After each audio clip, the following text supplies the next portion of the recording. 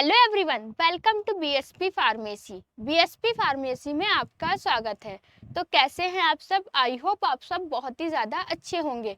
आज की वीडियो में हम लोग बात करने वाले हैं गैस्ट्रोइसोफेगल रिफ्लक्स डिजीज़ के बारे में कि गैस्ट्रोइसोफेगल रिफ्लक्स डिजीज़ क्या होती है, कैसे होती है, अगर किसी को हो गई है तो क्या क्या लक्षण देखने को मिलेंगे और इसको ठीक कैसे करना है। वीडियो में कंप्लीट बात करेंगे, तो वीडियो को लास्ट तक जरूर देखना। वीडियो में कोई भी इम्प्रूवमेंट करने को होता है, आपका डाउट होता है, तब आप कमेंट सेक्शन में कमेंट करके बता सकते हैं।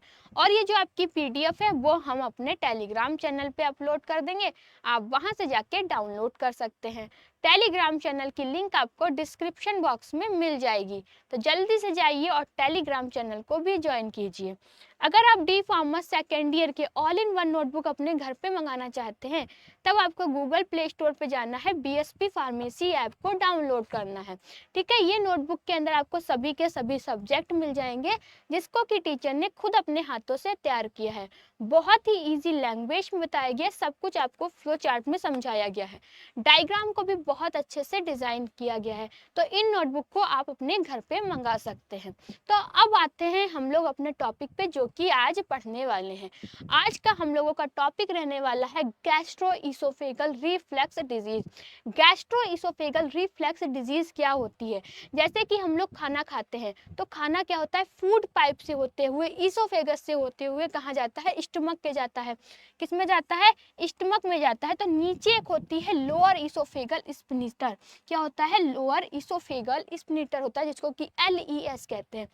LES का होता है, जब खाना आता है तब खुल जाता है, और जब आपका खाना स्टमक में चला जाता है उसके बाद बंद हो जाता है। तो जो आपकी ये मसल्स है, LWS वाली मसल है, LES वाली मसल है, जब ये कमजोर हो जाती है तो खाना क्या होने लगता है, जो भी आपका एसिड होता है वो स्टमक से ऊपर फूड ट्यूब में आने लगता है, जिसकी वजह से क्या होता है, खट्टी खट्टी डकारें होती हैं, ऐसा लगता है खाना हमारा ऊपर की ओर आ रहा है। इसी को ही हम लोग बोलते हैं gastroesophageal reflux disease. I hope आपको समझ में आया होगा, जिस टाइप से हमने आपको समझाया है। ठीक है, तो अब इसके बाद हम लोग इसकी डिफिनेशन पढ़ लेते हैं कि इसकी डिफिनेशन क्या है, और थोड़ा सा और इसके बारे में जान लेते हैं। तो गैस्ट्रोइसोफेगल रिफ्लक्स डिजीज, जिसको कि हम लोग GERD कहते हैं, is a condition in which stomach acid flow back into the esophagus food pipe causing heartburn, chest pain and irritation। जो आपका GERD एक ऐसी स्थिति है जिसमें कि हमारे पेट में जो भी खाना होता है, जो भी एसिड होता है, वो क्या होता है, भोजन नली मतलब कि ईसोफेगस में वापस चला आता है, और जिसकी वजह से सीने में जलन होने लगती है, सीने में दर्द होने लगता है, खट्टी खट्टी डकारें आती हैं, और आपका लगता है खाना बाहर की ओर आ रहा है। इसी कंडीशन को क्या कहते हैं? गैस्ट्रोइसोफेगल रिफ्लक्स डिजीज कहते हैं। अब जैसे कि आपका गैस्ट्रोइसोफेगल रिफ्लक्स डिजीज है, इसमें क्या है, मतलब कि थोड़ा सा फिर से समझ लेते हैं क्या होता है। हमने खाना खाया, तो खाना जो होता है वो फूड मतलब कि फूड पाइप से, इसोफेगस से होते हुए कहाँ जाता है? स्टमक में जाता है, और नीचे के साइड में आपका क्या होता है? LES होता है। जब खाना नीचे जाता है, स्टमक में जाता है, तो LES जो होता है वो खुल जाता है, और जैसे ही खाना स्टमक में चला जाता है तो LES बंद हो जाता है। जब ये मसल्स कमजोर हो जाती है, तो जिसकी वजह से क्या होता है, ये मसल्स कमजोर हो जाएंगी, तो ये बंद नहीं हो पाएंगी, प्रॉपर तरीके से बंद नहीं हो पाती है, और जो भी आपका एसिड है, ठीक है, जो भी आपका खाना है, वो दोबारा से फूड ट्यूब में आने लगता है। ठीक है, फूड ट्यूब में आने की वजह से क्या होता है, सीने में जलन होने लगती है, सीने में दर्द होने लगती है, खट्टी खट्टी डकारें आती है। इसी कंडीशन को ही हम लोग इसी कंडीशन को ही हम लोग गैस्ट्रोइसोफेगल रिफ्लक्स डिजीज कहते हैं। अब जो आपका गैस्ट्रोइसोफेगल रिफ्लक्स डिजीज है, वो किस कारण से होती है, मतलब कि हम लोग बात करने वाले हैं इटियोपैथोजेनेसिस के बारे में। किसके? गैस्ट्रोइसोफेगल रिफ्लक्स डिजीज के इटियोपैथोजेनेसिस के बारे में। इटियोपैथोजेनेसिस का मतलब होता है जो हमको ये डिजीज हुई है वो किस कारण से हुई है, और आपका क्या है, किस कारण से ये बॉडी में कैसे आगे बढ़ी, ये हम लोग पढ़ते हैं इटियोपैथोजेनेसिस में। इटियोपैथोजेनेसिस जो आपका वर्ड है वो दो वर्ड से मिलके बना है, इटियोलॉजी और दूसरा है पैथोजेनेसिस। इटियोलॉजी में हम लोग बात करते हैं जो हमारी डिजीज हुई है वो किस कारण से हुई है, मतलब कि मतलब कि जो गैस्ट्रोइसोफेगल रिफ्लक्स डिजीज हुई है वो किस कारण से हुई है। तो सबसे पहले हम लोग इटियोलॉजी की बात करेंगे। तो इटियोलॉजी में क्या क्या है, जैसे कि वीक लोअर इसोफेगल स्प्लीज, LES जिसको कहते हैं, जो भी आपकी भोजन नली के नीचे का हिस्सा होता है उसकी मांसपेशियां क्या होती है, ढीली हो जाती है, कमजोर हो जाती है, जिसकी वजह से हमारा जो भी फूड है, जो भी हमने खाना खाया है, जो भी हमारा एसिड होता है पेट के अंदर, वो ऊपर की ओर आने लगता है। मतलब कि आपके जो आपका फूड पाइप होता है उसमें वापस आ जाता है, जिसकी वजह से क्या होता है, आपके सीने में जलन पड़ती है, खट्टी डकारें आती है। ये भी आपका क्या है, एक कारण है। दूसरे कारण की बात करेंगे, ओवर एक्टिंग, ठीक है, ओवर ईटिंग, सॉरी क्या है, ओवर ईटिंग। अगर आप ज्यादा खाना खा लेते हैं जिसकी वजह से भी आपके सीने में जलन होती है, खट्टी खट्टी डकारें आती हैं। स्पाइसी एंड ऑयली फूड, मतलब कि स्पाइसी एंड ऑयली फूड, तीखा और तला भुजा खाने से आपके क्या होगी, सीने में जलन होगी। लाइंग डाउन आफ्टर मील्स, खाने के तुरंत बाद अगर आप लेट जाते हैं तो आपका खाना क्या होता है, वापस आने लगता है ऊपर की तरफ, मतलब कि माउथ में वापस आने लगता है। ओबेसिटी, अगर आप बहुत ज़्यादा मोटापा है आपको तो भी आपका ये कारण है। स्मोकिंग एंड अल्कोहल, अगर आप धूम्रपान कर रहे हैं, शराब ले रहे हैं, तो इसमें भी क्या होता है, ये सारा का सारा आपका कारण है आपके खाने वापस आने का, मतलब कि जो भी आपका भोजन है, एसिड है, वो आपका क्या होता है, फूड ट्यूब में वापस आने लगता है। अब हम लोगों ने बात की इटियोलॉजी की, उसके बाद हम लोग बात करने वाले हैं पैथोजेनेसिस की। किसकी बात करेंगे, पैथोजेनेसिस में। पैथोजेनेसिस में हम लोग क्या क्या पढ़ते हैं, जो आपका गैस्ट्रोइसोफेगल रिफ्लक्स डिजीज हुई है वो कैसे हुई और बॉडी में कैसे आगे बढ़ी है, ये हम लोग बात करेंगे पैथोजेनेसिस के अंदर। तो पैथोजेनेसिस में क्या होता है, सबसे पहले आपका क्या है, the muscle between the stomach and oesophagus become weak और रिलैक्स्ड। मतलब कि जो आपके पेट और भोजन नली के बीच में मांसपेशी होती है, जिसको क्या कहते हैं, LES कहते हैं, वो क्या होती है, ढीली हो जाती है। ढीली होने की वजह से क्या होता है, पेट में जो भी आपका एसिड होता है, भोजन होता है, वो फूड ट्यूब में क्या होता है, वापस आने लगता है। अब जब वापस आने लगता है, इसकी वजह से क्या होता है, भोजन नली की अधरूनी परत, मतलब कि जिसको कि म्यूकोसा कहते हैं, म्यूकोसा को नुकसान पहुंचता है। नुकसान पहुंचने के बाद जो भी आपका बार बार अम्ल है, भोजन है, वो क्या होता है, नली में सूजन और जलन हो जाती है, जिसको कि इसोफेजाइटिस कहते हैं। अगर इलाज ना हो तो उसमें क्या हो सकता है, आपका स्टमक अल्सर हो सकता है, ठीक है। स्ट्राइरिचर क्या होता है, मतलब कि जो भी आपकी नली है वो सिकुड़ जाती है, या फिर बैलेटिस इसोफेगस हो सकता है, और जो भी आपका खाना होता है वो वापस आ जाता है, आपको बहुत ही सीने में जलन पड़ती है, बार बार खट्टी डकारें आती हैं और उल्टी जैसा भी लगता है। तो ये हमने बात की किसकी, जो भी आपका गैस्ट्रोइसोफेगल रिफ्लक्स डिजीज है उसकी। क्या पैथोजेनेसिस है, सबसे पहले क्या होता है, हम लोग जो भी खाना खाते हैं वो फूड ट्यूब से, इसोफेगस से होते हुए कहाँ जाता है, स्टमक में जाता है। स्टमक के ऊपर एक क्या होता है, LES होता है, मतलब कि लोअर इसोफेगस होता है, जो जब खाना अंदर जाता है, स्टमक में जाता है, तब वो खुल जाता है, और जैसे ही खाना स्टमक में पहुंच जाता है तब क्या होता है, बंद हो जाता है। जब ये जो मांसपेशियां हैं, LES की मांसपेशियां हैं, वो कमजोर हो जाती हैं, ढीली हो जाती हैं, जिसकी वजह से खाना आपका क्या होता है, फूड ट्यूब में वापस आने लगता है। अब खाना फूड ट्यूब में वापस आ रहा है तो आपको क्या होगा, सीने में जलन होगी, सीने में दर्द होगा, और ये सारे के सारे क्या होंगे, लक्षण देखने को मिलेंगे।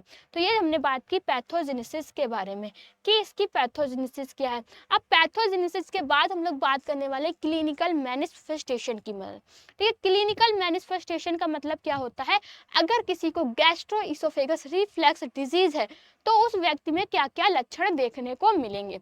तो क्या क्या लक्षण देखने को मिलेंगे, सबसे पहला है हार्ट बर्न, मतलब कि उसके सीने में जलन पड़ेगी, खासकर खाना खाने के बाद।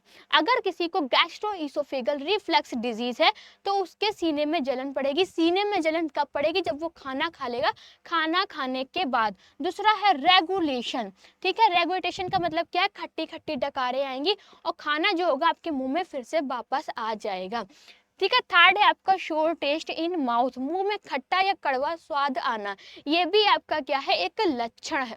फोर्थ है आपका डिफिकल्टी इन स्वेलो, डायप्सिया, ठीक है। क्या होगी, जो भी आप खाना खा रहे हैं उसको निगलने में दिक्कत होगी, कुछ भी आप खा रहे हैं तो उसको निगलने में दिक्कत होगी।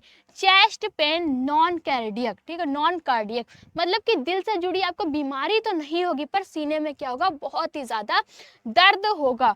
क्रोनिक कफ, लगातार आपको खांसी आएगी एसिड के इरिटेशन से। जब आपका एसिड वापस आएगा, जब वापस आ रहा है इसकी वजह से क्या होगा, आपको लगातार खांसी आएगी। तो अगर किसी को गैस्ट्रोइसोफेगल रिफ्लक्स डिजीज है तो ये सारे के सारे लक्षण उस व्यक्ति में देखने को मिलेंगे। अब भैया हमने बात कर ली गैस्ट्रोइसोफेगल रिफ्लक्स क्या होता है, किस कारण से होता है, लक्षण क्या क्या देखने को मिलेंगे। अब हम लोग बात करेंगे ट्रीटमेंट की। तो इसका ट्रीटमेंट कैसे करना है, हम दो टाइप से ट्रीटमेंट कर सकते हैं। एक आपका है फार्माकोलॉजिकल मैनेजमेंट, दूसरा है नॉन फार्माकोलॉजिकल मैनेजमेंट। अब भाई फार्माकोलॉजिकल मैनेजमेंट क्या होता है, जिसमें कि हम जो भी हमको डिजीज हुई है उसको हम लोग मेडिसिन की हेल्प से कंट्रोल करते हैं। नॉन फार्माकोलॉजिकल मैनेजमेंट में जो भी हमको डिजीज हुई है उसको बिना दवाइयों के क्या करते हैं, कंट्रोल करते हैं। तो सबसे पहले हम लोग बात करेंगे फार्माकोलॉजिकल मैनेजमेंट की। अगर हमको गैस्ट्रो, ठीक है, आपका क्या हुआ है, गैस की, अगर हमको गैस्ट्रोइसोफेगल रिफ्लक्स डिजीज हुई है तो हम लोग कौन कौन सी ऐसी दवाई लेंगे जिससे कि क्या होगा, आपका गैस्ट्रोइसोफेगल रिफ्लक्स डिजीज आपकी कंट्रोल हो जाएगी। कौन कौन सी क्लास की ड्रग लेनी है, तो सबसे पहला क्या है, आपको एंटासिड क्लास की ड्रग लेनी है। अब एंटासिड क्लास की ड्रग्स के अंदर कौन कौन सी आपकी ड्रग आती है, डाइजीन आती है, म्यूकेन आती है, तो ये ड्रग आपको लेनी है। ये ड्रग क्या करेंगी, आपके पेट में जो भी एसिड है उसको तुरंत क्या कर देंगी, न्यूट्रल कर देंगी। ठीक, सेकंड क्या है, आपको H2 रिसेप्टर ब्लॉकर्स, जो भी आपको H2 रिसेप्टर ब्लॉकर्स कैटेगरी की ड्रग्स आती है उनको लेना है। इनके अंदर कौन कौन सी ड्रग आती है, आपकी रेनिटिडीन है, फेमोटोडाइन है, ठीक है, आपको ये ड्रग लेनी है। अब जो रेनिटिडीन ड्रग है ये क्या करेगी, पेट में जो भी आपका एसिड बन रहा है उस एसिड बनने की प्रोसेस को क्या कर देगी, बहुत ही कम कर देगी।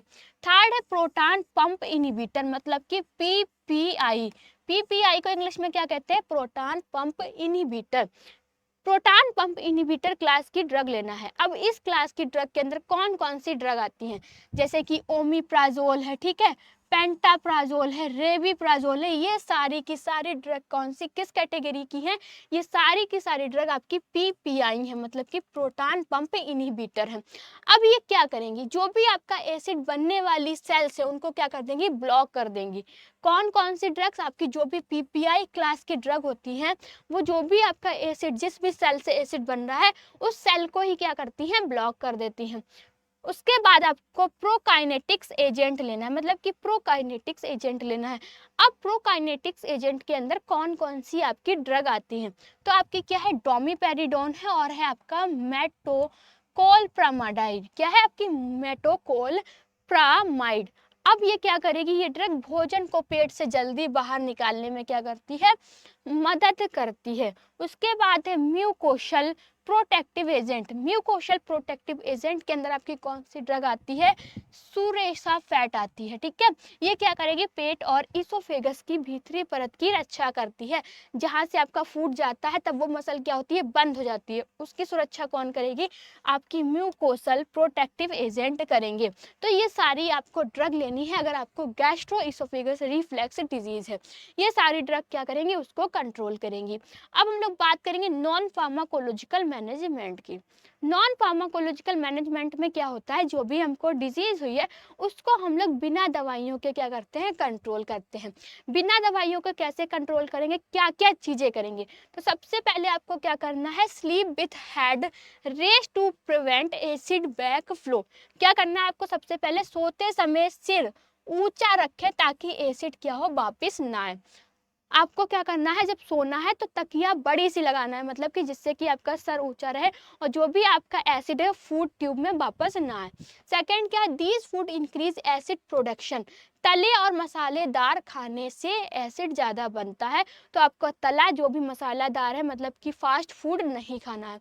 Large meals increase pressure on stomach. थोड़ा थोड़ा और बार बार खाने से क्या है, दबाव नहीं बढ़ता है पेट पर।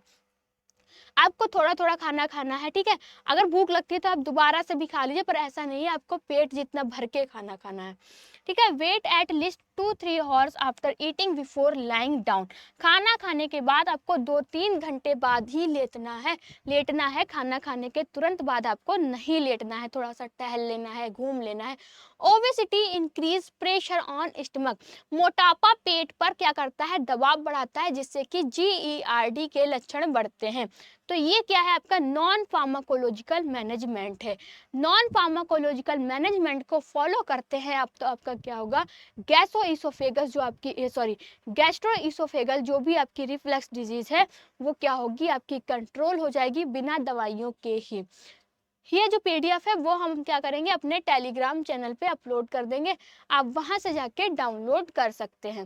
टेलीग्राम चैनल की लिंक आपको डिस्क्रिप्शन बॉक्स में मिल जाएगी, तो जल्दी से जाइए और टेलीग्राम चैनल को ज्वाइन कीजिए। अगर आप डी फार्मा सेकेंड ईयर की लाइव क्लासेस भी चाहते हैं तब आपको गूगल प्ले स्टोर पर जाना है, बीएसपी फार्मेसी ऐप को डाउनलोड कर देना है। अगर आपको वीडियो अच्छी लगी हो तो लाइक करें, कमेंट करें और हमारे चैनल को सब्सक्राइब करें। वीडियो को लास्ट तक देखने